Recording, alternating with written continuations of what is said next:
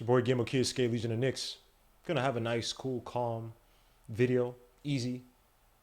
Talk about Nate McMillan's comments today. It's fine. What it may reveal about Nate McMillan, his psyche going into the first round of playoffs against the New York Knicks, and why his comments really don't have much merit. And we're also going to talk about the Brooklyn Nets and, the maiden need.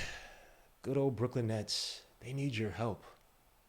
Or at least they're going to help you help them, I guess. Whatever. But before we get started, please hit the like, subscribe to the channel. If you haven't already, make sure you hit the dark notification bell so you get every single notification for every single video I put out there. And without further ado, God bless rock.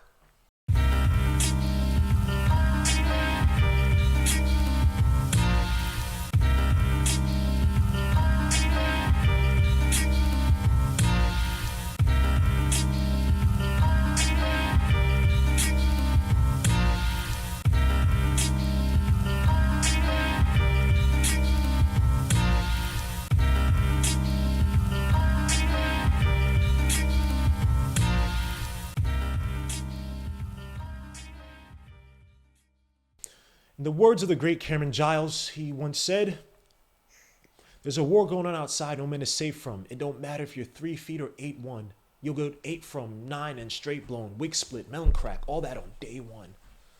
And it seems as if Tom Thibodeau is having his way right now in the mental war against Nate McMillan before this playoff series starts. Nate McMillan came out today, the guy who's played for the Seattle Supersonics, also coached them up. Coached up the Blazers, coached up the Pacers as well. Now the Hawks has played against some top teams in the playoffs, even though he's lost in the first round a few times. But teams like the Spurs, the Mavericks, where he had that comeback game with my guy Brandon Roy. Fully the injuries. Even took LeBron James to Game 7. Has come out today. Made some weird comments about the league and the Knicks. The Knicks being favored by the league. Let's get to it. Absolutely, I've talked about that to the team a lot. Basically, I've gone as far as saying the league wants this. They need this. New York, this is a big market for the league, and New York has been out of the playoffs for a number of years. And this is a team that our league, they want to see. There's a huge fan base, and they want to see New York in the playoffs. The league wants to see it. Damn, I keep saying wants to see it. Everybody wants to see this. Even to the fact that our opening game was moved to Sunday, they want to see this. So yes, we've talked about the advantages of the situation and some things that we're going to have to face going into game 1 with everyone picking New York to win. A lot of folks wanting to see New York in the playoffs. It's a battle. It's a challenge. Just like playing New York. All that comes with it. They had a really good season, and I think the NBA is excited about having them back in the playoffs. He also said there's going to be a lot of calls that probably won't go our way. Are you freaking kidding me? Nate McMillan. The Knicks all of a sudden is going to have their way in this league. The same league that I've seen time and time again, Carmelo Anthony was here get freaking clothesline in the air. A league or that basically said, but Adam Silver said that it's not up to them to make the Knicks better. That'd be nice if they win, but hey, if they don't, they still making us money. I'm going to get to that in a little bit too. You tell me where, Mr. Nate McMillan, where the Knicks are ever favored. You have one of the most annoying players in the league in terms of drawing fouls. So bad that even Lloyd Pierce, in a league-wide coaches meeting or something like that, came out, and I don't know if he's talking about his own play. Now, he has some issue with Trae Young, but he came out talking about how he doesn't like how certain players manipulate the refs or manipulate the game to get foul calls for them. And it seems to have been hinting at his own damn player, Trae Young. And let's talk about those fouls real quick, because it doesn't make any sense as to why he would say this. Let's look at this. Team opponents, personal fouls per game. Look at this. The Knicks, all the way at the bottom, is 17.9 fouls called for us. The Atlanta Hawks, 9th in the league at 19.8. We're going to go with the free throw draw rate to be a little bit more specific. Free throw draw rate of 24.2, which ranks 17th in the league. The Atlanta Hawks have a free throw draw rate of 27.8, which is 4th in the league. In what way are the Knicks favored by the league? In what way is the NBA feeling so badly for the Knicks to be in the playoffs? Julius Randle has a free throw draw rate of 32.5%. As you can see here. 32.5%. You have freaking Trae Young at 49% free throw draw rate, is one of the highest in the league. Onyeka Okongwu at 38.3%. Danilo Gallinari at 36%. DeAndre Hunter at 34.3%. And then Clint Capella at 32.7%. I want to count Chris Dunn. I'm not going to count, obviously, Bruno Fernando and Nathan Knight. But are you serious? You have the guy who probably draws the most fouls or generates the highest free throw draw rate probably in the league. And a bunch of other guys, while Julius Randle is at 32.5%. And next up is Noah Zoel, and then Mitch Robinson's not even playing. Come on. Are you serious, Nate McMills? And you're going to sit here and tell me that the league wants it rigged for the Knicks? Well, let's look at the numbers. Let's look at the financials for the NBA. According to visualcapitalist.com, the NBA has been doing quite well without the Knicks. Now, obviously, the pandemic hurt the NBA's profits from 2019 to 2020, or 2019 to 2020 season. Right?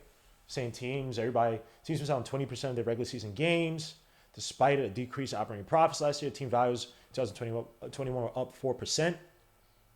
Obviously, profitability due to the TV contracts and reduced salaries for players definitely benefited it.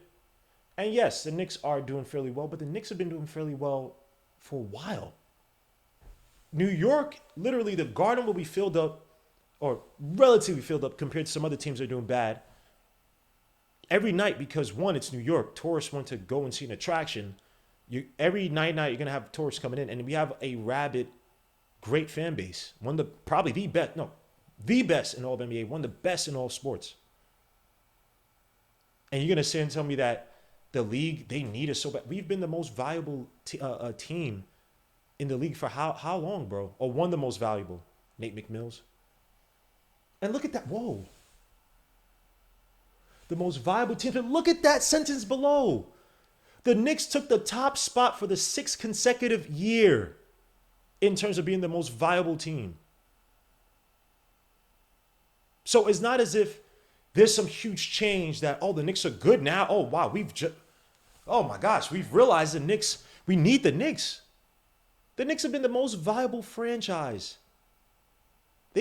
We as fans, tourists, whatever you want to call it, been doing our part. It's not as if the NBA needs us so much to carry what storyline. Nate McMillan, I'm sorry, bro, you're wrong here. If Tibbs is getting to you mentally, it's starting to show. That's something. If you want to say that, you said it to your team. You put his bulletin board fodder like a Bill Belichick, but you don't say that out. Now the fine, obviously, who cares about whatever? You'll cover that. But I'm just saying, Nate, we are not favored. And I don't know, maybe it's starting to get up to you. Maybe you're second guessing yourself. And this might be, if you think about it.